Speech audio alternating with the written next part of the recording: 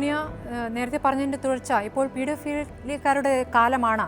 ഇത് എല്ലാ കാലത്തും ഉണ്ടായിരുന്നതായിരിക്കാം. പക്ഷേ ഇപ്പോൾ അതിനെയൊക്കെ മഹത്വവൽക്കരിച്ചുകൊണ്ട് ഫേസ്ബുക്കിലൊക്കെ ചിലർ പോസ്റ്റുകൾ ഇടുകയാണ്. ഇപ്പോൾ ഒരു വിഷയം വലിയ വിവാദമാവുകയും ചർച്ച ചെയ്യപ്പെടുകയൊക്കെ ചെയ്തല്ലോ. ഒരു 5ാം ക്ലാസ്സുകാരിയോട് എനിക്ക് കാമം തോന്നുന്നു എന്നൊരു മുഹമ്മദ് ഫർഹാദ് എന്ന് പറഞ്ഞൊരു യുവാവ് ഇട്ടിരിക്കുകയാണ്. അതിനെ അനുകൂലിച്ചുകൊണ്ടും പ്രതികൂലിച്ചുകൊണ്ടും നിരവധി ആളുകൾ പ്രതികരിക്കുകയും ചെയ്തിരിക്കുന്നു.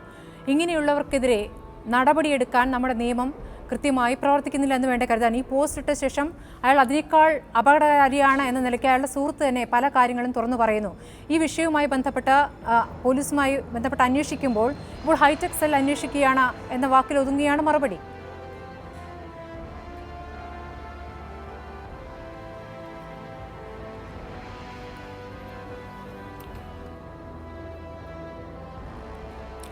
സംഗീത തടസ്സമുണ്ട്. ഞാൻ മായയിലേക്ക് ഇതേ ചോദ്യം ചോദിക്കുകയാണ്.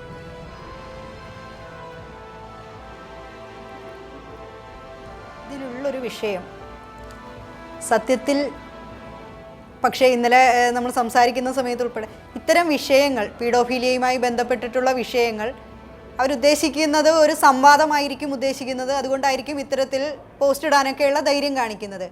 സംവാദത്തിലേക്ക് നമ്മൾ ചെന്നുപെടണോ വേണ്ടയോ എന്നുള്ളത് ഒരു വിഷയമാണ്. പക്ഷേ സംവാദത്തിൽ നമ്മൾ ചെല്ലാതിരുന്നു കഴിഞ്ഞെന്നാൽ ഈ വിഷയം ഇതൊരു ക്രിമിനൽ കുറ്റമായതുകൊണ്ട് അതിന് നേരെ പ്രശ്നങ്ങളുണ്ടാവും. ഇപ്പോൾ ഇത് അന്വേഷണം നടത്തി കേസ് രജിസ്റ്റർ ചെയ്യേണ്ടതുണ്ട്. ഇതിൽ വളരെ വേദനിപ്പിക്കുന്ന ഒരു സംഗതി എന്താണെന്ന് വെച്ചിട്ടുണ്ടെങ്കിൽ നമ്മുടെ ക്രിമിനൽ നിയമത്തിലാണെങ്കിലും പോക്സോയിലാണെങ്കിലും പോക്സോ ആക്റ്റിലാണെങ്കിലും ഇത്തരത്തിൽ പോസ്റ്റുകൾ മാത്രമായി വരുന്നതിനെ നിയമത്തിൽ അത് എത്രമാത്രം ശിക്ഷിക്കപ്പെടുന്ന തരത്തിലേക്ക് നമുക്ക് അതിൻ്റെ എങ്ങനെ അത് ഉൾക്കൊള്ളാൻ പറ്റും, ആ നിയമത്തിൽ അതെങ്ങനെ നമുക്ക് ഒരു സെക്ഷൻ ഇട്ട് അതെങ്ങനെ മുന്നോട്ട് പോകാൻ പറ്റുമെന്നുള്ളത് ഒന്ന് നോക്കേണ്ടതാണ്. കാരണം നമ്മുടെ നിയമത്തിന് അങ്ങനെ ചില അപര്യാപ്തതകൾ ഉണ്ട് എന്നുള്ളത് തന്നെയാണ് എനിക്ക് മനസ്സിലാവുന്നത്. ഇപ്പോൾ ഇംഗ്ലണ്ടിൽ ഇത്തരം ആളുകളെ, അതായത് ഇവരെ നമ്മൾ സോഷ്യലി ഡേഞ്ചറസ് പീപ്പിൾ എന്ന് വിളിച്ചുകൊണ്ട് ഇംഗ്ലണ്ടിൽ ഒരു നിയമമുണ്ട്, socially dangerous people abolition act എന്ന് പറഞ്ഞിട്ട്. എനിക്ക് തോന്നുന്നു ഇന്ത്യയിൽ അത് വരേണ്ട സമയം അതിക്രമിച്ചു. ഇത്രയും ഡേഞ്ചറസ് ആയിട്ടുള്ള ആളുകളെ, ഇത്രമാത്രം ഡേഞ്ചറസ് ആയിട്ടുള്ള ആളുകളെ പുറത്ത് നമുക്ക് അവരെ കൊണ്ടുപോയി ട്രീറ്റ്മെൻറ്റ് കൊടുക്കുക. ഇത് ആക്ച്വലി ഇതൊരു മാനസികമായിട്ടുള്ള ഒരു രോഗമാണ് ഇവരുടെ. ഈ രോഗത്തിന് കൃത്യമായ ട്രീറ്റ്മെൻറ്റുകളാണ് കൊടുക്കേണ്ടത്. ഇന്ന് പോസ്റ്റ് ഇടുന്ന ആൾ നാളെ ഇത് പുറത്തിറങ്ങി ഇത് ചെയ്യും. 18 വയസ്സിന് താഴെ ജുവനൈൽ ജസ്റ്റിസ് ആക്ട് പ്രകാരവും പോക്സോ ആക്ട് പ്രകാരവും 18 വയസ്സിന് താഴെയുള്ള ആൾ കുട്ടിയാണ്. ആ കുട്ടിയുടെ സമ്മതമോ സമ്മതമില്ലായ്മയോ ഒന്നും വിഷയമല്ല. കാരണം അത് സമ്മതം കൊടുക്കുവാനുള്ള ഇതൊരു രോഗമാണ് എന്ന് പറയുമ്പോൾ അതിനെ കുറച്ചുകൂടി ഒന്ന് ചെറുതായി കാണുന്ന ഒരു സാഹചര്യത്തിലേക്ക് കൂടി അത് വരികയല്ലേ. രോഗമാണ്, ആ രോഗം ചികിത്സിക്കേണ്ടതുണ്ട്, അത് പതുക്കെ ചികിത്സിക്കേണ്ട ഒരു വിഷയമാണ് എന്ന നിലയ്ക്ക് ഈ വിഷയത്തിൽ നടക്കുന്ന ചർച്ചയും ആ നിലയ്ക്കാണ്. ഫേസ്ബുക്കിലേക്ക് ചർച്ച അങ്ങനെയാണ് പോകുന്നത്. അതൊരു രോഗമായി കണ്ട് അതൊരു വലിയ കുറ്റമായി കാണേണ്ടതില്ല, രോഗമായി കണ്ടാൽ മതി എന്ന അഭിപ്രായത്തോട് യോജിക്കുന്നുണ്ടോ സോണിയ? ഇല്ല, ഇതൊരു രോഗമായി കാണുന്നതിനപ്പുറം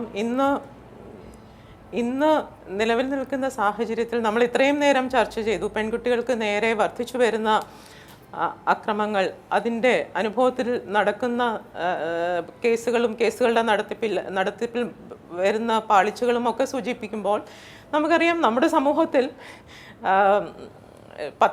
ഒരു 10 വയസ്സ് മുതൽ പെൺകുട്ടിയെ നീ വിവാഹം കഴിക്കേണ്ട ആളാണ്, വിവാഹപ്രായത്തിലേക്ക് എത്തേണ്ട ആളാണ്, അതിനുള്ള ഒരുക്കങ്ങളിലൂടെയാണ് കുടുംബവും കുടുംബ സംവിധാനങ്ങളും മതവും ഉൾപ്പെടെ ഉള്ളവ പരിശീലിപ്പിക്കുന്നത്. അപ്പം അതുകൊണ്ട് തന്നെ ഇതൊരു പെൺകുട്ടിയുടെ നിർമ്മിതിയിൽ അവളൊരു പുരുഷൻ്റെ കാമവസ്തു ആണെന്നുള്ള ഒരു ബോധം എപ്പോഴും ഉണ്ടാക്കുന്ന ഒരു ട്രീറ്റ്മെൻറ്റ് സമൂഹത്തിൽ നിന്ന് പലതരത്തിലും ലഭിക്കുന്നു. തിരിച്ചൊരു പുരുഷൻ അതൊരിക്കലും ലഭിക്കുന്നില്ല. ഒരു ഇടവേളയ്ക്ക് ശേഷം മടങ്ങിയെത്താം.